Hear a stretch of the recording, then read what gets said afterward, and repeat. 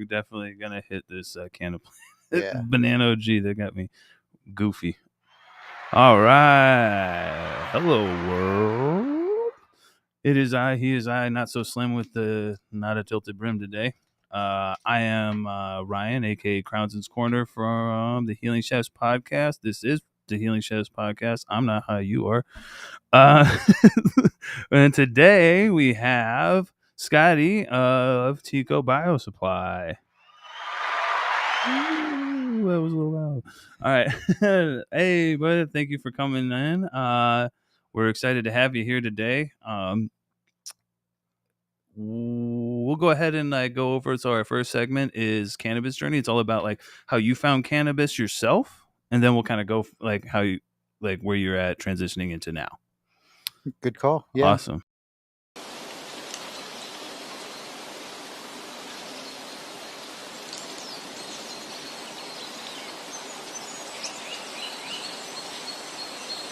I like Sin City Seeds. Yeah. We're going to go over all that stuff.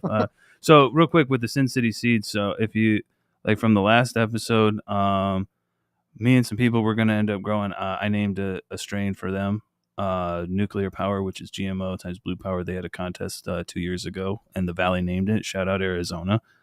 We won that.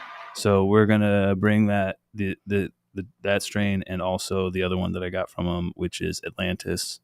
Forbidden Fruit times Blue Power. We're going to bring that to the Valley too. So all right, be looking out for that. But this is all about you right now. Scotty, can you tell us a little bit about how you found cannabis? What did you start with, like flower, or and where and your journey from there? It's a good question. I originally started cultivating cannabis in 2000. Let's say. Okay. I was a caregiver in Colorado. Which was the first year we went medical. Oh, okay. Back then, you were allowed to caregive for up to 4 people. Okay. And you could do 24 plants. So at the time, we kind of stuck to the 99 count. Okay. Previously, just to keep it limited, my first sort of exposure to cannabis was as a kid. Where I kind of grew up in an environment where a lot of people smoked cigarettes, adults meaning. Yeah. And my mom always made me clean ashtrays, that kind of shit. Yeah. And fun. Yeah, for sure. And heavy smoking for sure in the 80s. Yeah. So in 84, and I can remember it pretty vividly, my parents used to have a New Year's Day party. And first time I really kind of figured out what was going on was when I smelled it. Because it smelled so much different than the regular than cigarettes. And then I noticed when people were consuming it, they were consuming it in a group or in like a circle. This is interesting how a child sees this. Yeah. For sure. And it was interesting because I just did not like the smell of cigarettes, even though it was always around me, and I never smoked, but it literally was just always around me. My parents were like pack a day each people. Yeah, I had, Yep. And so the smell was what really caught me, because I thought the smell in general was not only different, but it was something that I actually kind of turned on to. Yeah, it's funny how, like it's the same. Like like as a bud tender, I used to tell people, your body talks to you. You need to listen. Like when you smell things, and your body's like, "Hey, I like that." There's a reason, because your body may be deficient in something. Your body's talking to you like, "Hey, go get that shit." Yeah. Like when we're hungry and you smell something, what happens? You're like, "Ah." So yeah, exactly. I like it. Olfactory. Yes, sense, there you basically. Go. Smarter words than I used. I love it. Thank you for helping me. I appreciate it. Oh, no problem. Yeah. So that was kind of the first time I remember actually being exposed to it. And I grew up in an environment where it was a lot of hippie and a little bit Gilligan's Island. Okay. And Florida and South Florida in general was pretty loose then, especially in the 80s, if you will.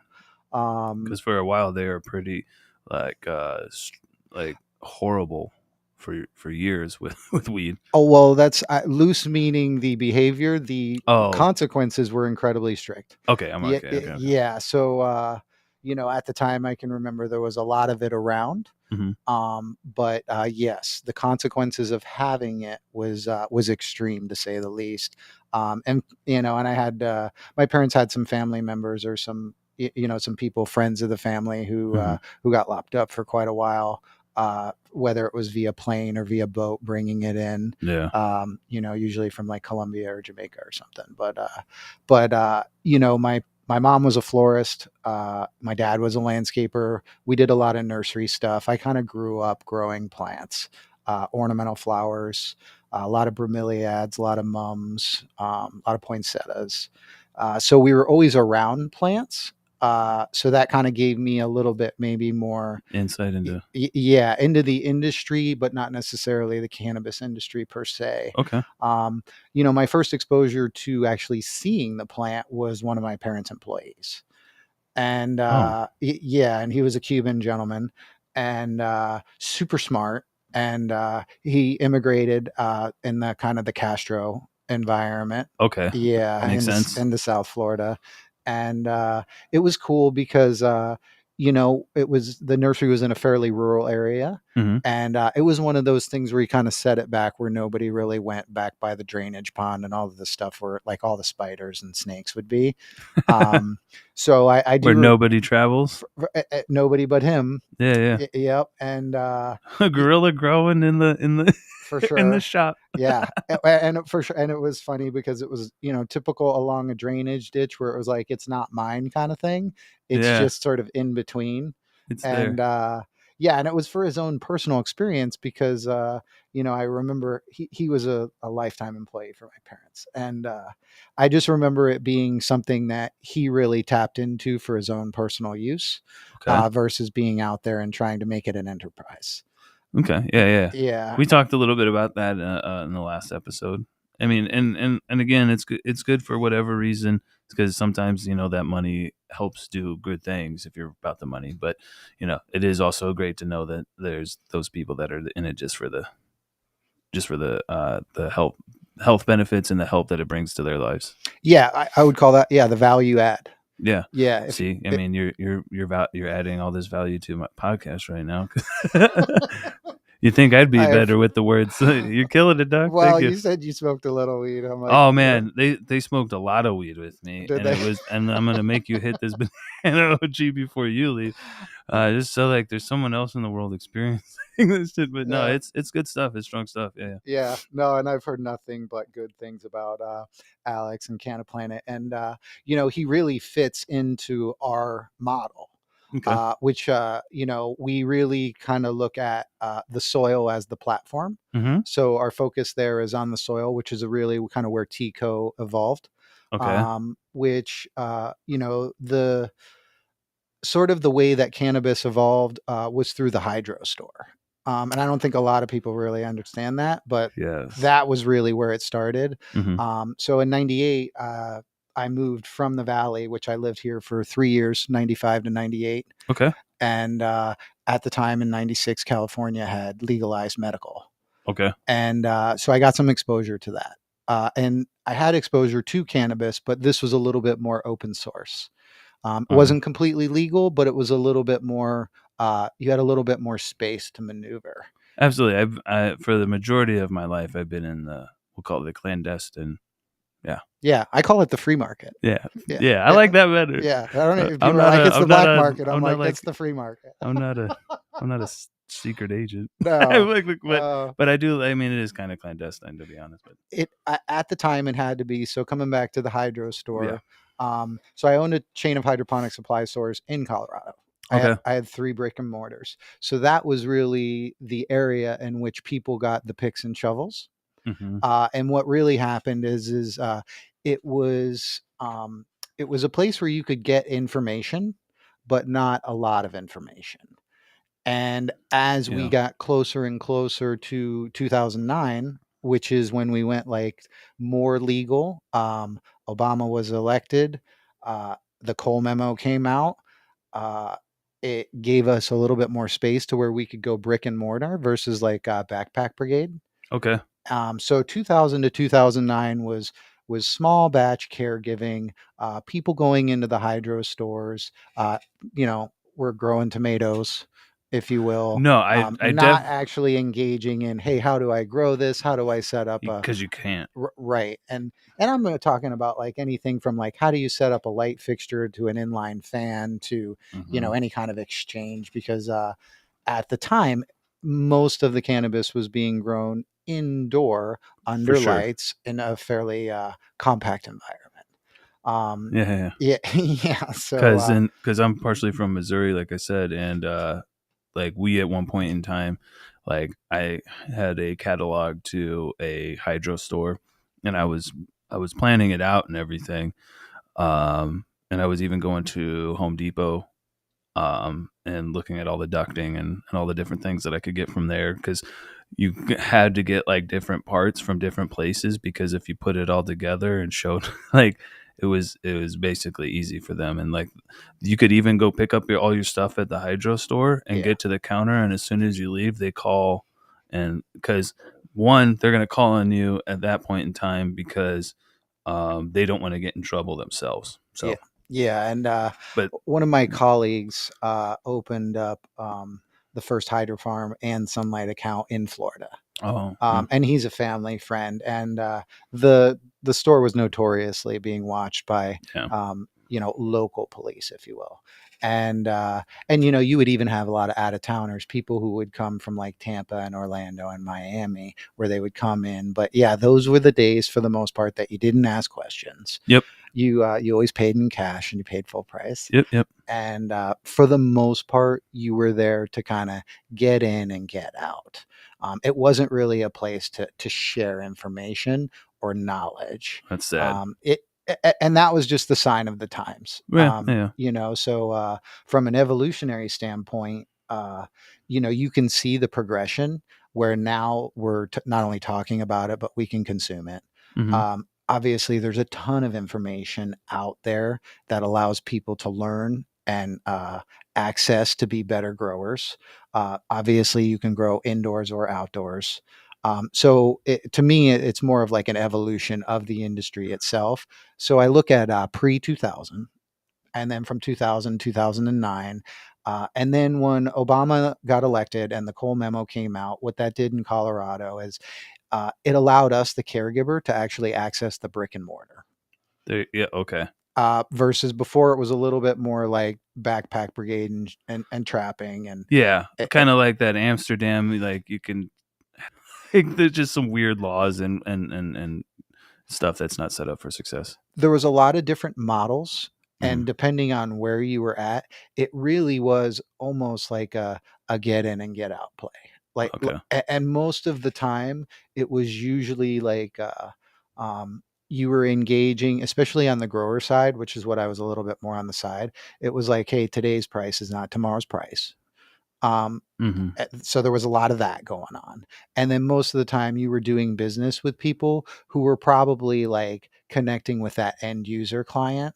So, Okay. so, so they had a broad group of people, whether it was like through hotels, restaurants, they were really the people who were tapping into the end customer, if you will. Oh, okay. Yeah. Obviously you can call it a plug if you want, which would be the term that Yeah. these guys would use. But so in 2009, Well, if you're cold and always plugged in, what are you? You're a refrigerator, dog. I mean, you're plugged in. it, It it happens. makes sense. It makes sense. Right. And so in that case, the once again, the industry was legal in Colorado. So we Mm. had that medical environment.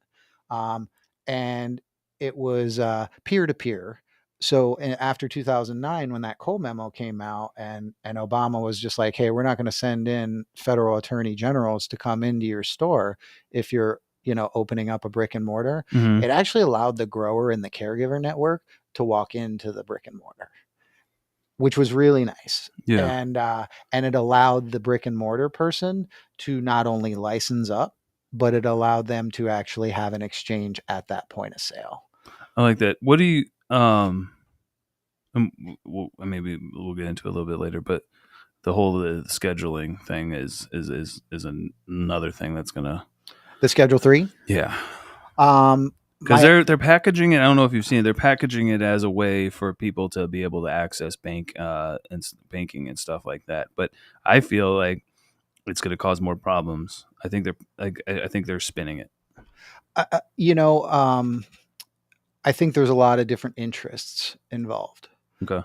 And I think even coming back to the comment and the topic is in Colorado, we went adult use in 2012. Mm-hmm. And between 2009 and 2012, brick and mortar to adult use, Mm-hmm. um, the participants changed a lot with regard to both the regulation and the ownership. So what you saw is in 2009, you saw a lot of people who were out of work. Okay. Yeah. Yeah. Okay. And I can tell you there was a lot of industrial space for rent at very cheap prices. So you saw developers, small business people, attorneys, accountants, real estate people. Those people actually came into the business between 2009 and 2012.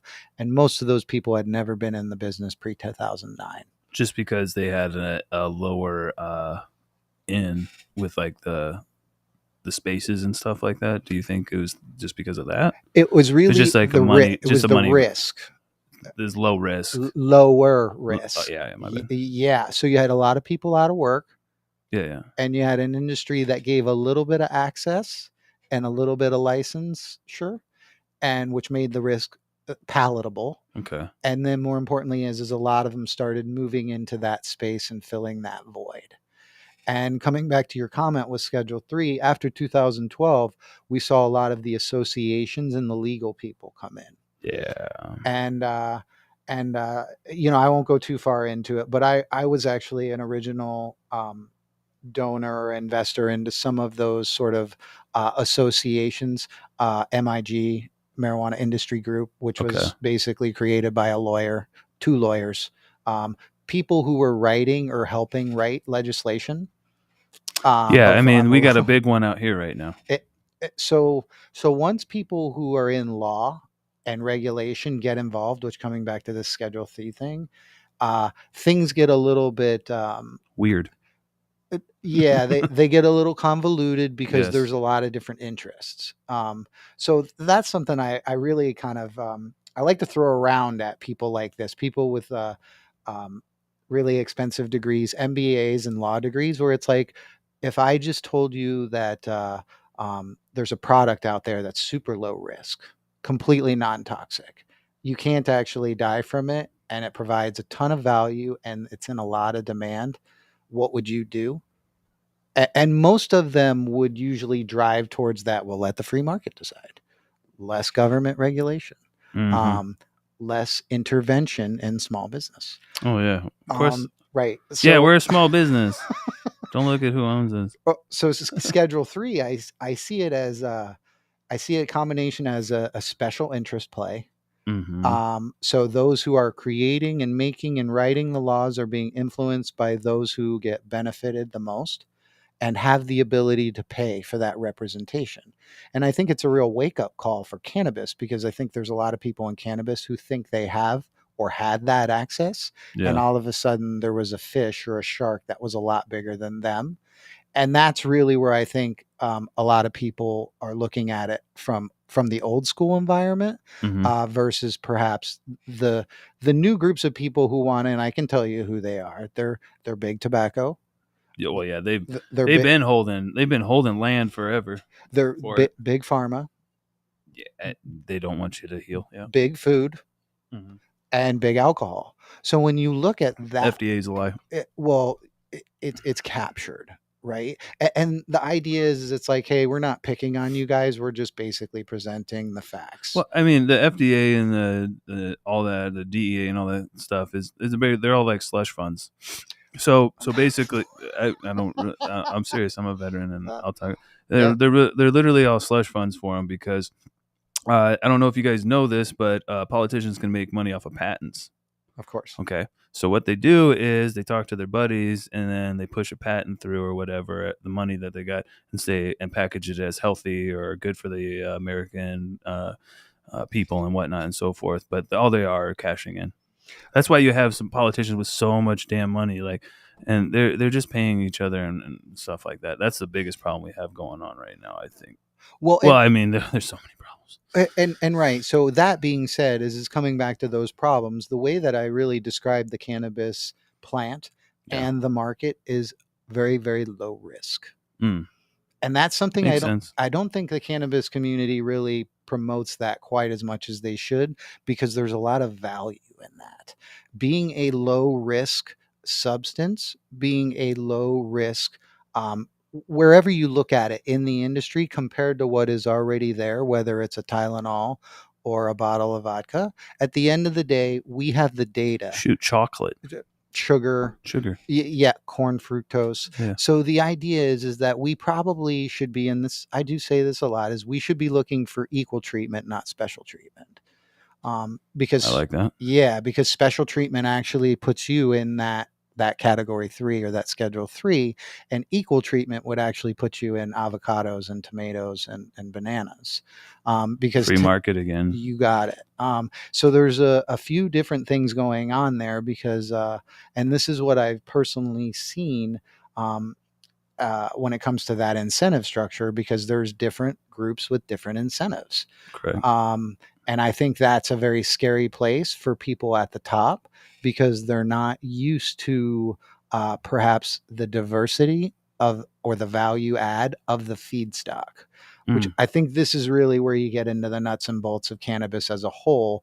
Because most people, or a lot of people, the focus is on even just like consuming it a certain way, whether it's smoking it or getting buzzed on it, but it's not very monolithic. It's actually incredibly dynamic. exactly. So that sort of dynamic nature of it makes it incredibly competitive and very low risk. So coming back to Teaco, the way we try to sort of describe this and utilize cannabis as like a catalyst to get people talking about soil, There you go. because soil is the platform. I mean, where you got to start? Where do you start? 95% of the Ground up. That's right. 95% of the things we eat and consume are directly affiliated or correlated to the soil. So, how we treat the soil actually is a representation or a foundation of how we treat ourselves, how we treat the environment, how we treat each other. So, that is where I really see a lot of opportunity, Yeah. and a lot of demand. Because if we can get more people talking about soil, it integrates very well into things that actually we use every day. Um, food, drink, Yeah. animal protein, vegetable protein, Absolutely. pretty much everything. So that is one thing that cannabis really does, is it drives the demand and the incentive for people to want to talk about soil. Yeah. That and I'm glad that it does that. And I'm with what you guys offer is healthier stuff, and people don't even notice that a lot of the things that even that they're eating outside of like fast food, just because you're lazy or something like that, you don't understand like how many chemicals outside of whatever it was already grown in. It's got 19 more chemicals in it and stuff like that.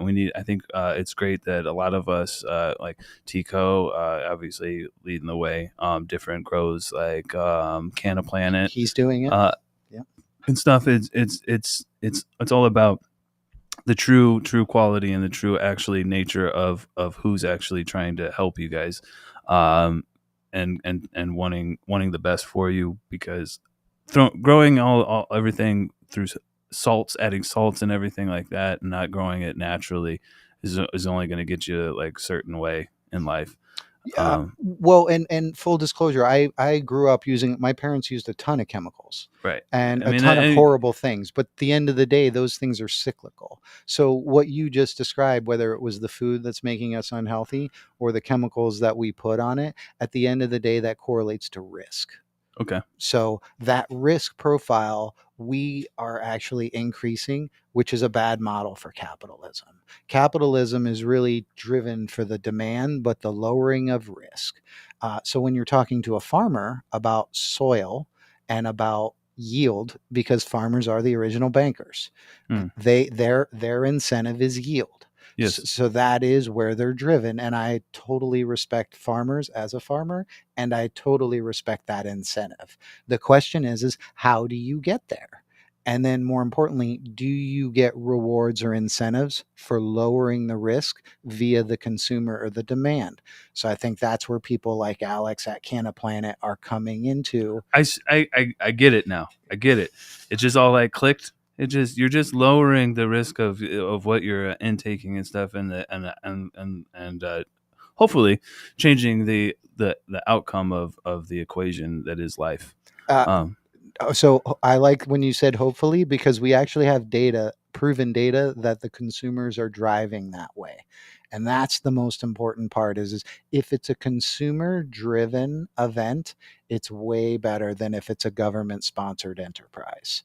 So that's really what we're trying to communicate to the lawmakers and the people up above, which is first and foremost, there are people who are looking for this, the yes, demand side. In yeah, fact, I can give you a great example where this living soil component is really more or less a marketing campaign for those of us who believe in the model. Okay. yep. The more we can educate the consumer on that model, the more interested the consumer is understanding that model. Right. Same in like a bud tender situation when you're explaining. I'm just speaking from my own experience when you're explaining the difference between resin and rosin. So education is a big, and point of sale is a big component. So I do make fun of, myself as well as others just as much, because we're all kind of, different in our own incentive and our own motivation. Yeah, And I understand why people use salts. I sold a lot of salts. I sold a lot of fertilizer. And most of the time, the reason why they use those things is because they want bigger yields. But they don't have customers coming in and saying, "Hey, I want that stuff grown in Rockwell that you got." Or I want that stuff that's grown with X brand in cocoa on a drip indoors. They don't have customers who are doing that, versus no. we do have customers. Alex and other people have customers like, you know what I want? I want that living soil. It's just an evolution of the actual like growth of cannabis in this in the United States. It's really gone like they held the education down for a long time, and and it's been through my journey. Like I tried flower, and then I got here and like into Arizona, and I tried shatter, and I tried crumble, and then I tried live resin. And the more I learned, I'm like, oh, solvents, not so great. Not saying that there isn't good live resin out there and stuff like that. Don't come at me. It's There's a a price choice. price point, and there's choices for everybody. I'll still smoke some live resin here and there, but for the most part in my life, as a lot of people are looking for healthier options to things, lower risk to our lives, That's right. to our health and whatnot.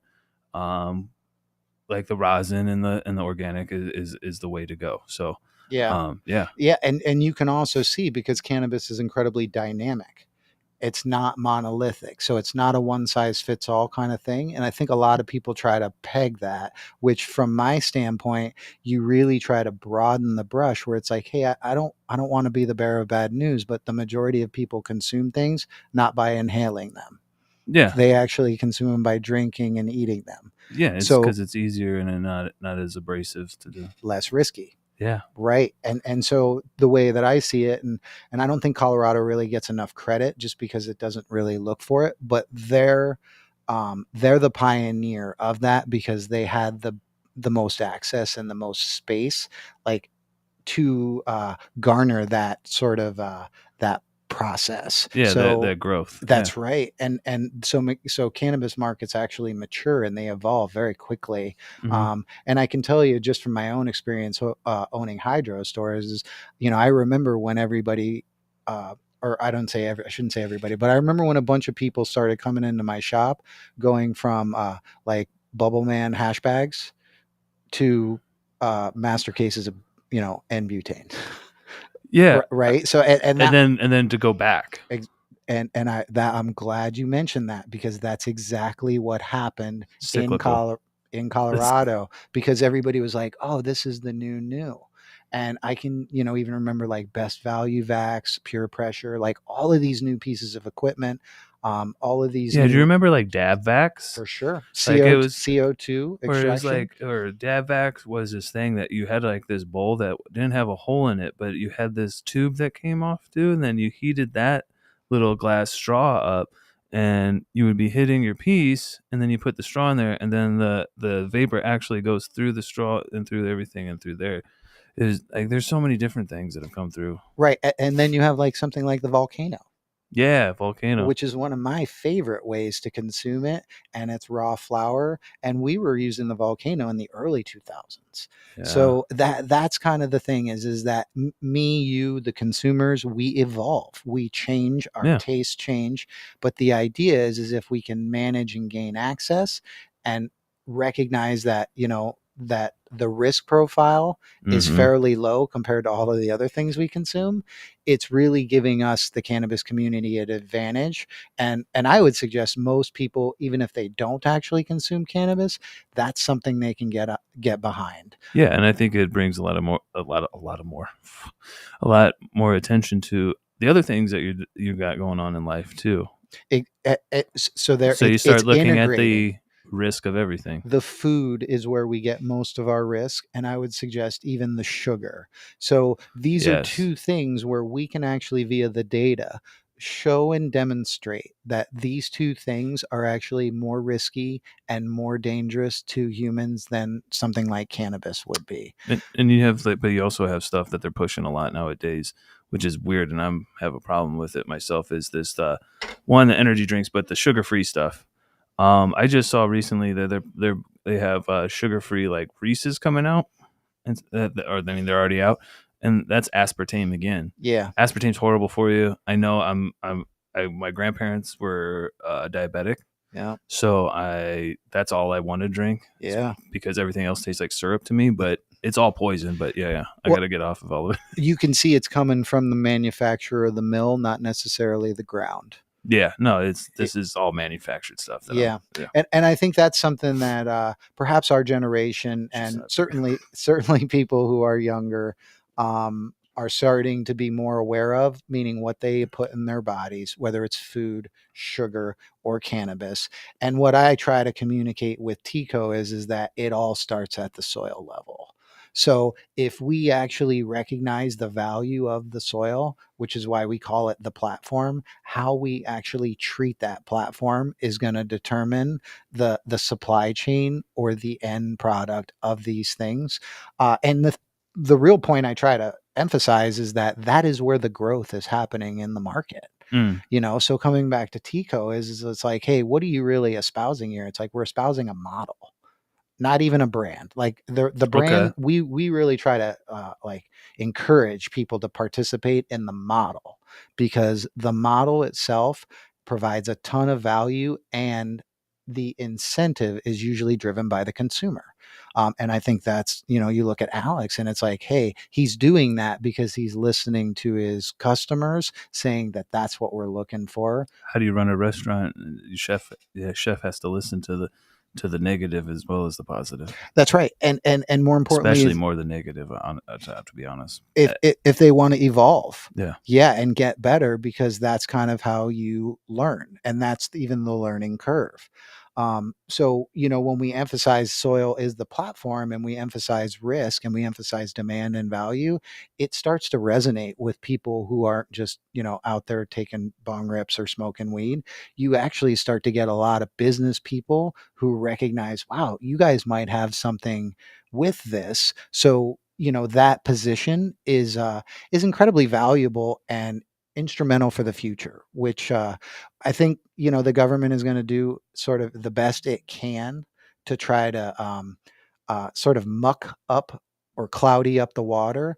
But I yeah. think the community as a whole, the more simple it is, and the consumer is uh, sort of the indicator, the forward indicator. It's like, yeah, these consumers, and you can see that everywhere, Basically, like the educator of yeah, the driver. yeah, And you can see consumers in general are, what is their incentive? It's like their incentive for younger people is actually the environment. yeah. Mm-hmm. So people are like, well, what does Tico do for the environment? Environment and their health. As much as Mhm. us who grew up in the 80s and 90s were about loud loud like colors and different flavors and shit Yeah, like that, and then extreme. extreme stuff, and then we get to nowadays, and they're like, hey, let's not extreme it at, like, can we get a little like health? Right. And Yeah. extreme, we were pitched that in the 80s and 90s, but not recognizing the risks that come with it. Oh yeah, no, Eh, yeah, that's what we're all learning and changing now. Like So the you're whole like, oh, yeah. surge. I'm like, I love that. I don't know why, but I love, like, that was that Talladega Nights. Anarchy, anarchy. I Ricky don't know what Bobby. it is, but I love it. That was us in the 80s and 90s. It is. So you can see, the I like to say, bacon is actually pork belly. Just ask the person who knows what a pork belly is Yeah. versus a piece of bacon. Bacon drives people to want to eat. Pork bellies drive people to not. So it's really a marketing thing. I love that. Because It really is. It's yeah, just how you is really how you package everything. Real quick though, we're gonna jump into the segment, and then we're gonna have to jump real quick into our break. But the next segment is Trip Tales. I don't know if you've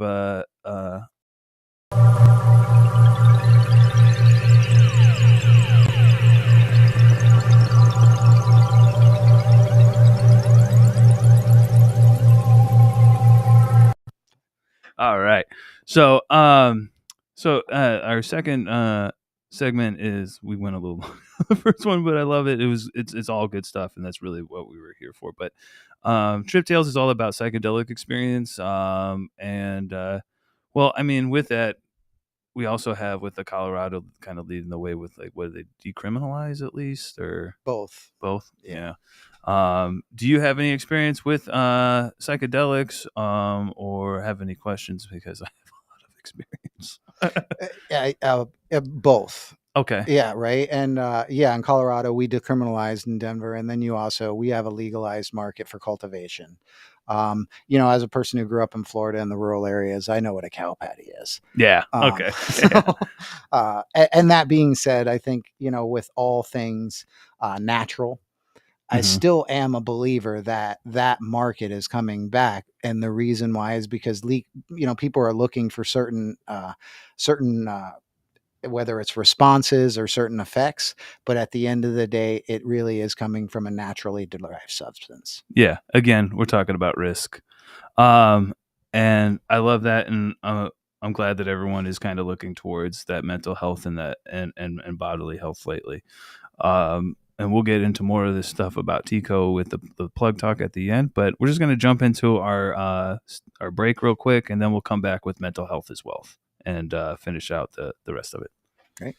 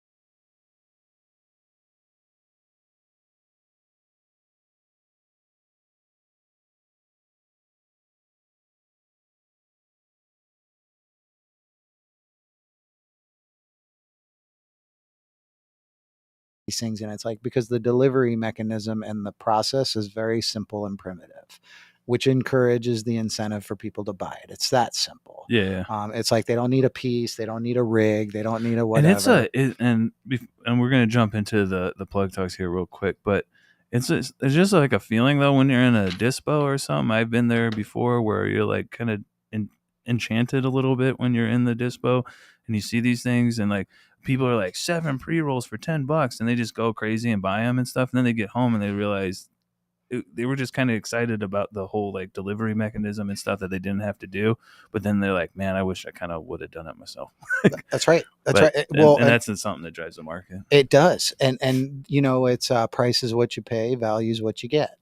So and people don't understand that. People want like the Walmart of weed nowadays, and like one of the things that hurt my heart, and to each their own, but when I was a bud tender that kind of hurt my heart is when they would come in and ask, I just want the highest THC.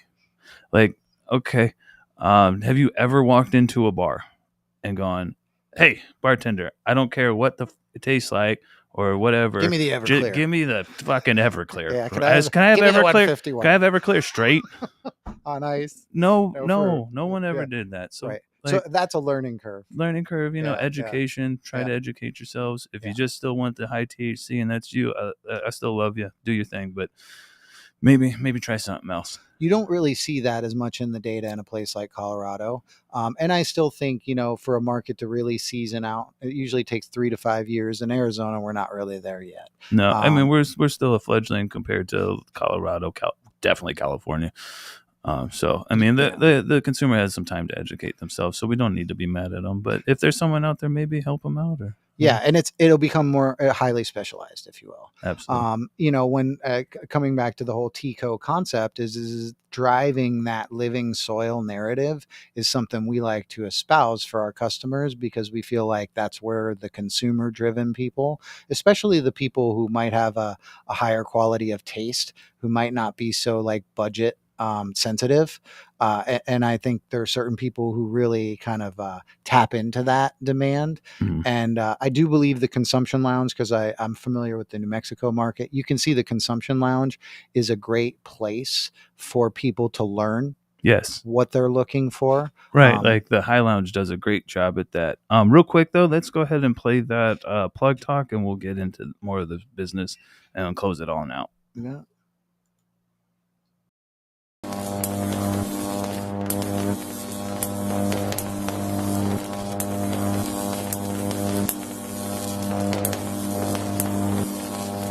Bro, there's an image on it, so when you have a chance, go on the YouTube and watch it. It'll be on the live tab.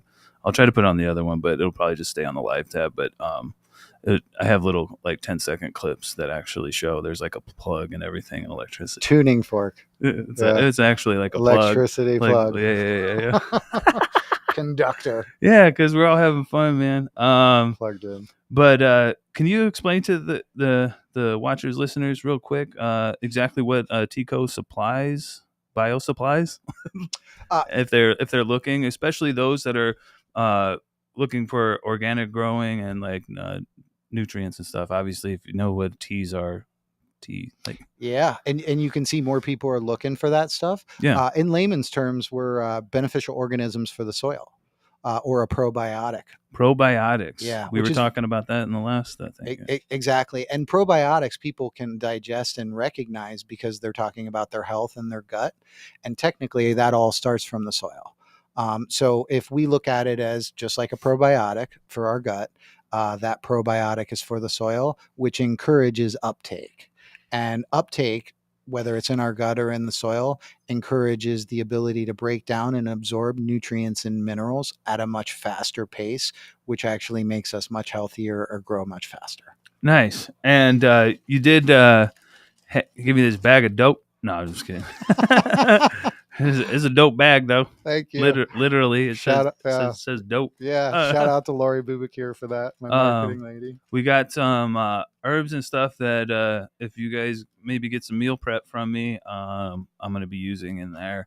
We had some rosemary. What else do we have here? Rosemary, mint, oregano, and basil, and that's a globe basil. You open it up, it'll pop. It'll get that terpene going. I can already. This shit's smelling through the. Oh. Hey. There's a Ricola.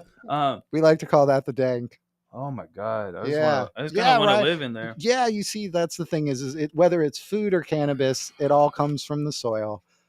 So Shit smells so good. thank you. I kind of want And to smoke it. yeah, yeah, infuse it, Yeah, right? no, yeah. No, and that's kind of the whole point is that we try to make it not only fun, but really for the customer, for our customers, we try to explain ourselves as a tool, Yeah. you know, Okay. and with a tech. So it's like, hey, the tool and the tech are based on science. If you can deploy them into your model, whether it's a food growing model, a cannabis growing model, any kind of plant where soil is the platform, you're going to end up getting a much better result, which is encouraging to farmers and people who grow things because we want them to be successful. Absolutely. So if you guys are trying to grow organically or whatnot, you guys deal with like small grows to big grows, right? Yeah, yeah. Whatever, Individuals to all as big as it comers, gets. all Yeah. comers. Please tap into. Can you tell them your Instagram? The Website is teacobiosupply.com. Instagram, we're on, it's We Feed the Soil. yeah. And then we also have a Teaco Bio-Supply. And then, we do have about a half a dozen, maybe a little bit more on the retail side in the Valley. Both cannabis centric stores like Arizona Moonlight Grow, Okay. Little Shop of Hydros, Witches Gardens. Then we also are in like Dig It Phoenix, the Plant Bodega. So once again, as we're trying to sort of communicate to people, it's like, hey, we want you growing more plants. Yeah. Because if you grow more plants and you use the tool and the tech, you're going to be really successful at it, which will encourage you to talk about soil or plants more, whether it's cannabis or food or anything else. You're basically educating the consumer. It is an educational platform. Our brand is obviously represented individually, but we are trying to encourage people to participate in the model. And that's what I'm telling everybody with the podcast here, because we're all about mental health and helping people and getting everybody's creative voice out and whatnot. And it's all about community and working together. And word of mouth is probably the best way for education in a community to happen, because someone has to experience it. Like I say to a lot of people with the mental health issues that I've been through, like, I'm here to help you. Like, someone has to put their hand on the fire or the stove to know that it's hot, to be able to tell you. So we appreciate you guys for all the years of like, and we're going to definitely have you back, because there's so much stuff to unpack that you were telling me and stuff. Like, I wanted to keep going into it. But you have a lot of knowledge, and I want to tap into that here coming up. And like I said, we're going to be growing, I think, probably using some of your stuff and whatnot, and we'll be showing you guys that eventually. Can't tell you all the things about it, but just go over some of the things that I have or the podcast has coming up. Like I said, next week is Gas Pump Farms, and hopefully Tree Junkie, T Will from them. Yep. And other than that, I'm gonna get some more clips out and smoke some more weed. But this has been awesome, man. I appreciate you coming out. And like I said, we'll have you back again. Remember, be good, be clean, be safe. Well, as always, be safe, and tap in, smoke up, trip out. Deuces. Thanks for having me. Thanks, Ryan. Yeah.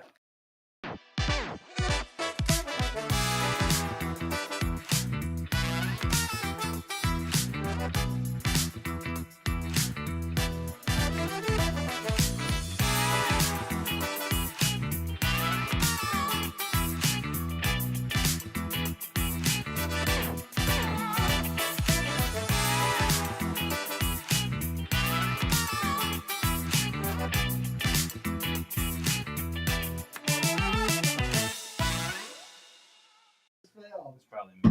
Oh, so funny. I was saying later this morning, I was out at Project Roots, and I was out at Project Roots. I'm like, you want to see the most complicated tech on the farm? I'm like,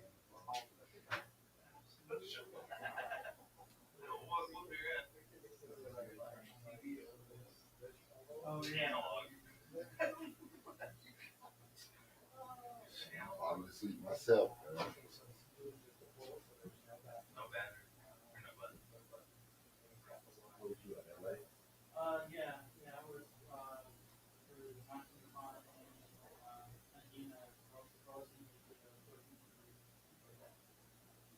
Yeah, they want more of a mechanic thing, but like,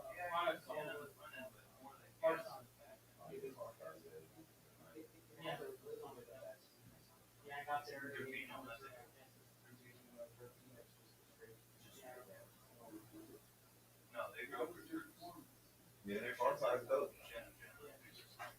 We got some more cards, man. Finally.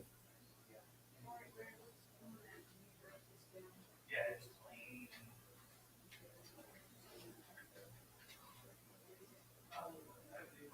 I haven't played quite for it, so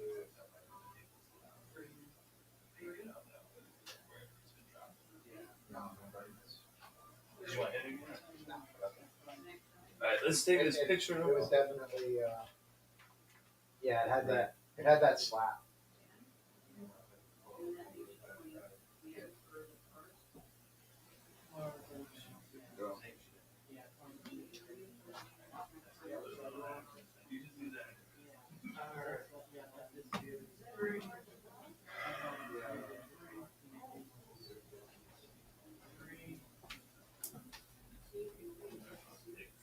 Yeah, no, I will accidentally, so they're just like on the YouTube and stuff. It looks like I'm having fun. We're having fun. I'm glad to be a part of it. I appreciate the Absolutely, I invite. appreciate you too. Yeah, yeah. But yeah, no, Thanks, we're we gonna wanna be support the growing. cause. We're gonna be growing with the. Matter of fact, speaking of which, support the cause. I want that. Take that. Thank you. I appreciate your support. Yeah, no problem. I was gonna say, your first bag when you go plant, or even if you want to just